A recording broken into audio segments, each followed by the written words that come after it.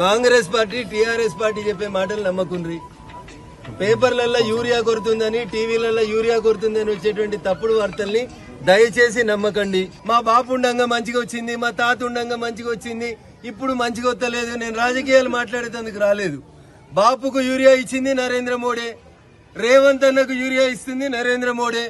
ఈ దేశంలో యూరియా ఇచ్చేది భారత ప్రభుత్వం, నరేంద్ర మోడీ గారి పార్టీ తప్పితే ఇంకొకటి కాదు. మీరు యూరియా ఇస్తే మేము ఓట్లు ఎత్తాం. మేము ఓట్ల కోసం జనం దగ్గరికి రాం. జనం మంచిగా ఉండాలని కోరుకునేటోళ్ళం. అందుకని వాళ్ళు వచ్చి ధర్నాలో కూర్చుంటాం, వీళ్ళు వచ్చి ధర్నాలో కూర్చుంటాం అంటే దయచేసి ఆగం కాకుండ్రి. కొంచెం ఇబ్బంది జరుగుతున్న మాట వాస్తవం. పాకిస్తాన్ తోటి ఆపరేషన్ సింధూర్ అనే యుద్ధం వల్ల చైనా నుంచి రావాల్సినటువంటి 50,000 మెట్రిక్ టన్నుల యూరియా కొంత ఆలస్యమైనటువంటి మాట నిజం. కలుగుతున్నటువంటి అసౌకర్యానికి మేము చింతిస్తా ఉన్నాం. టీవీలలో వార్తలు, పేపర్లలో వార్తలు చూసి బాబు ధర్నా చేయమన్నాడు, మా కాలంలో మంచిగా ఉందని తప్పుడు ప్రచారాలను నమ్మి ఎవరు ధర్నా చేయకండి దయచేసి.